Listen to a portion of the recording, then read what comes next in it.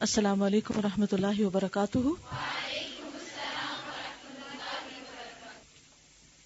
کیا حال ہے سب کا؟ الحمد للہ۔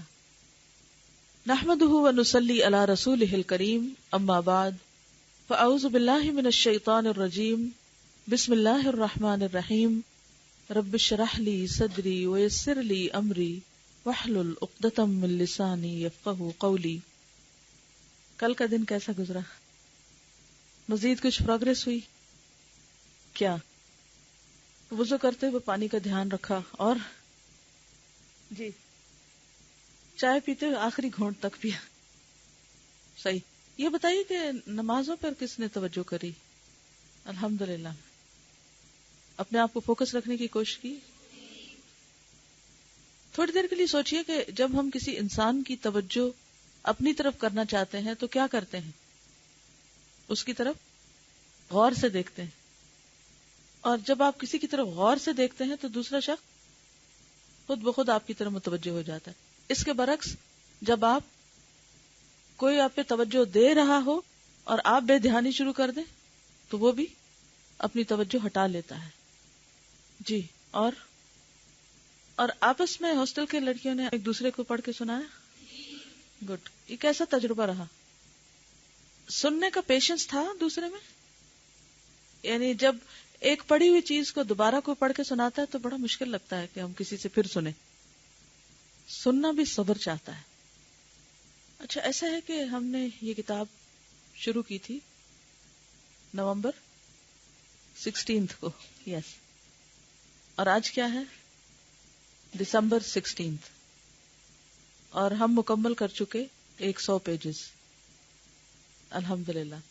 تو صغیرہ گناہوں کو آپ اس سے بھی سمجھ سکتے ہیں نا کہ تھوڑا تھوڑا تھوڑا کر کے جب وہ جمع ہو جاتے ہیں تو انسان کے لیے انتہائی نقصان دہ ہوتے ہیں۔ اسی طرح اگر نیکی کے کام بھی چھوٹے چھوٹے آپ کرتے رہیں، تھوڑا تھوڑا چلتے رہیں، تو اس سے کیا ہوتا ہے کہ ایک دن بہت کچھ ہو جاتا ہے، ایک دن وہ چیز بڑی ہو جاتی، اور اگر اسی طرح آپ چلتے رہتے انشاءاللہ کتاب پوری ہو سکتی ہے، جو کہ ویسے مشکل ہوتی۔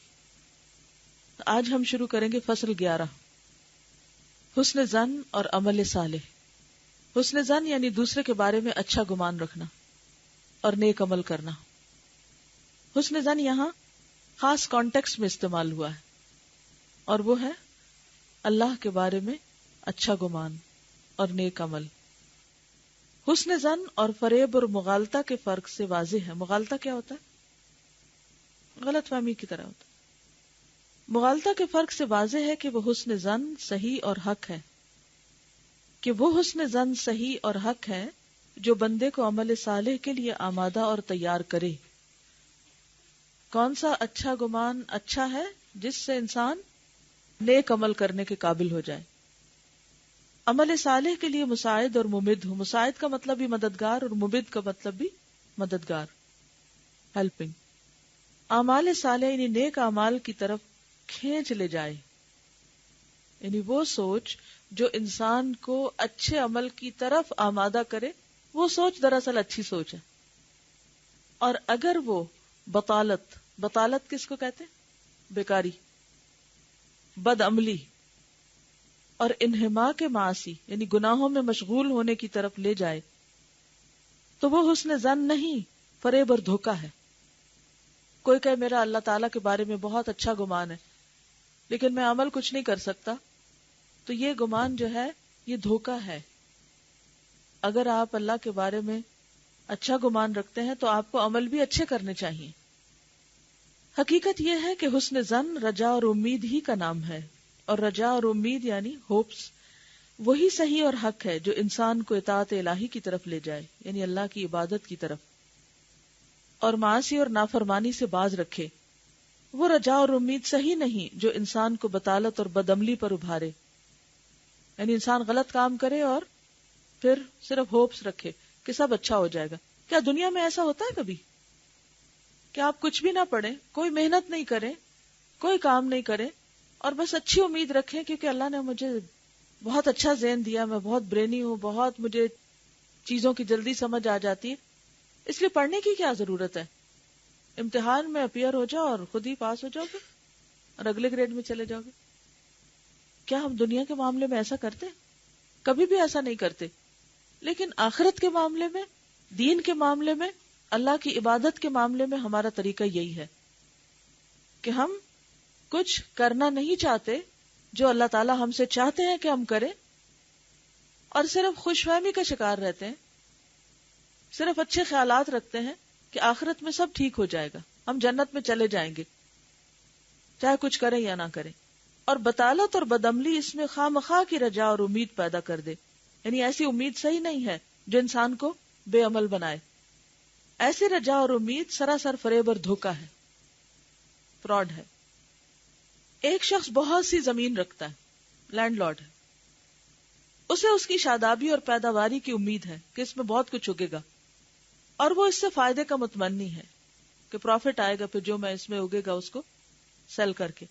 پھر بھی وہ زمین کو بیکار چھوڑ دیتا ہے، اگاتا کچھ بھی نہیں، اس میں تخم ریزی نہیں کرتا، یعنی بیج نہیں ڈالتا، زمین کی خدمت نہیں کرتا، یعنی ہل وغیرہ نہیں چلاتا، پانی نہیں دیتا. تو ایسے شخص کو لوگ احمق اور پاگل ہی کہیں گے.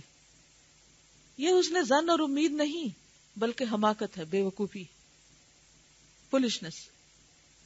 اسی طرح کوئی شخص یہ حسن ظن اور امید قائم کرے کہ بغیر جمع کے اس کے گھر بچہ پیدا ہو، اور بلا طلب علم اور تحصیل علم کی محنت اور مشقت کے بغیر وہ اپنے ہم عصروں یعنی اپنے ساتھ والوں سے آگے نکل جائے، تو لوگ اسے احمق اور پاگل ہی کہیں گے. یعنی آپ کے کلاس فیلوز ہیں، کلیگز ہیں، وہ سب محنت کر رہے ہیں اور آپ کچھ بھی نہیں کر رہے، اور آپ صرف خوش فہمی میں ہیں کہ میں انہی کی طرح کامیاب ہو جاؤں گا، مجھے بھی اچھی جاب مل جائے گی کیونکہ میں ان کے ساتھ ہوں نا. ساتھ ہونے سے بات نہیں بنتی. آپ ایک بڑا پیس آف لینڈ خرید لیں اور اس پر کچھ بھی نہیں لگائیں اور خوش ہوتے رہے کہ میرے پاس بہت زیادہ لینڈ ہے، اور پھر آپ خوش ہوں کہ جب بہار کا موسم آئے گا تو بہت پھول اگ جائیں گے، خود ہی اگ جائیں گے کیونکہ میری نیت بڑی اچھی ہے، میں بہت پازیٹیولی سوچتا ہوں کہ میں بہت کچھ کر سکتا ہوں، یعنی کہ میرے پاس بہت کچھ ہے، تو خود ہی ہو جائے گا. تو خود کچھ بھی نہیں ہوتا. اسی طرح جو شخص بغیر اطاعت اور بندگی اور بلا اعمال صالحہ مقربہ اور بلا امتثال اوامر کہتے ہیں احکامات کی پابندی کرنے کو، احکامات پر عمل کرنے کو، اور اجتناب منہیات و منہیات یعنی جن چیزوں سے روکا گیا ہے، محرمات جنہیں حرام کیا گیا ہے، ان سے بچنا، ان کے بغیر فوز و فلاح، فوز کہتے ہیں کامیابی کو، فلاح بھی کامیابی، بلندی و مدارج درجوں کی بلندی، ہائی رینکس، اور جنت کی دائمی نعمتوں کی امیدیں قائم کرتا ہے اور حسن ظن رکھتا ہے، تو وہ احمق اور پاگل ہی سمجھا جائے گا. مثلاً اگر کوئی شخص نماز پڑھے ہی نہ، صدقہ خیرات کرے ہی نہ، کسی کے کام آئے ہی نہ، اور کہے کہ میں تو جنت کے سب سے اونچے درجے میں جاؤں گا اور جنت الفردوس میرے ہی لیے ہے، جبکہ وہ بنیادی فرائض بھی پورے نہیں کر رہا اور ہر طرح کے حرام کام کر رہا ہے، تو اس کی یہ سوچ اس کو کوئی فائدہ نہیں دے گی. اس بارے میں ارشاد رب العزت ہے، ان الذین آمنوا والذین ہاجروا وجاہدوا فی سبیل اللہ اولئک یرجون رحمت اللہ. سورۃ البقرہ. جو لوگ ایمان لائے اور انہوں نے اللہ کی راہ میں ہجرتیں کی اور جہاد کیے، یہی لوگ اللہ کی رحمت کی امید لگائے بیٹھے.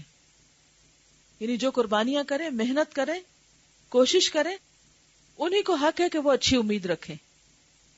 غور کیجئے کہ اللہ جل شانہ تو اس آیت میں ان لوگوں کو امید و رجا کا مستحق قرار دیتا ہے جو مذکورہ یعنی جن کا اوپر مینشن ہوا ہے اطاعت کو انجام دیں، یہ اچھے اچھے کام کریں. اور فریب خوردہ انسان کے نزدیک رحمت الہی کا مستحق وہ ہے جو احکام الہی کی خلاف ورزی کرے، یعنی اللہ کی بات نہ مانے، حقوق خداوندی کو ٹھکرا دے، یعنی اللہ کے حق کی پرواہی نہ کرے، بندگان الہی پر ظلم و جور روا رکھے، دوسروں کا حق مارے، ظلم کرے، محرمات و منہیات کا بے خوف ارتکاب کرے، یعنی ہر غلط کام بے فکر ہو کے کرتا چلا جائے. تو ایسا شخص اپنے آپ کو کہے کہ مجھے اللہ کی رحمت کی بڑی امید ہے کہ میں پھر بھی جنت میں جاؤں گا، تو اس کی یہ امید صرف ایک دھوکہ ہے نفس کا. مسئلہ کا اصل راز یہ ہے کہ حسن ظن اور امید و رجا ممکن ہے بشرطے کہ ان اسباب و وسائل کو عمل میں لایا جائے جن کی حکمت الہی، شریعت الہیہ اس کی تقدیر و قضا اس کا ثواب و کرامت مقتضی ہے. بندہ ان اسباب کو عمل میں لائے، اس کے بعد پروردگار عالم کی بارگاہ میں حسن ظن رکھے، یعنی پہلے کچھ کام کرے پھر امید رکھے. یعنی جیسے ایک فارمر جو ہوتا ہے وہ زمین میں کچھ اس کو تیار کر کے اس میں کچھ ڈالتا ہے، پانی وغیرہ لگاتا ہے، اس کی کیئر کرتا ہے، پھر امید رکھتا ہے کہ اس کے اندر سے کچھ نکلے گا. اگر کچھ ڈالا ہی نہیں تو نکلے گا کہاں سے؟ مثلا آپ نے بینک اکاؤنٹ کھلوایا ہی نہیں اور بینک میں جا کے کہیں کہ مجھے اتنے پیسے نکال دیں، تو وہ اپنے پاس سے تھوڑی دیں گے آپ کو. یہ امید قائم رکھے کہ اللہ تعالیٰ ان اسباب و وسائل کو بیکار نہ کر دے. مطلوب و مقصود تک پہنچانے میں اسباب کو ممد گردانے، یعنی اسباب اختیار کرنا، وسائل اختیار کرنا بھی بہت ضروری ہے. اسباب کا رخ دوسری طرف نہ پھیر دے کہ اسباب ساقط ہو جائیں اور ان کی تاثیرات معطل اور بیکار ہو کر رہ جائیں. مثلا یہاں پہنچنے کے لیے آپ کو کیا چاہیے تھا؟ گاڑی.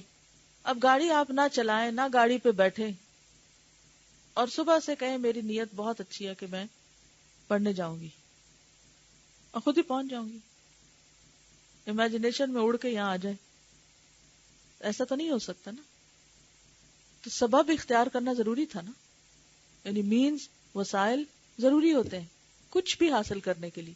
اگر دنیا کی کوئی بھی چیز حاصل کرنے کے لیے آپ کو ہاتھ پاؤں ہلانے پڑتے ہیں، پلان کرنا پڑتا ہے، محنت کرنی پڑتی، کوشش کرنی پڑتی ہے اور پھر جا کے وہ کام ہوتا ہے، تو آخرت کے لیے بھی اسی طرح کرنا پڑتا ہے. یہ دو الگ چیزیں نہیں ہیں. دنیا کا پیر آخرت ہے. اگر دنیا کوشش سے ملتی ہے تو آخرت بھی کوشش سے ملے گی. قرآن پاک میں آتا ہے وَمَنْ أَرَادَ الْآخِرَةَ وَسَعَى لَهَا سَعْيَهَا أُولَئِكَ كَانَ سَعْيُهُمْ مَشْكُورًا. من اراد الآخرہ، جس نے آخرت کا ارادہ کیا کہ مجھے صرف اس دنیا میں نہیں وہاں بھی اچھا گھر چاہیے، وہاں بھی عزت کی جگہ چاہیے، تو پھر کیا کرے؟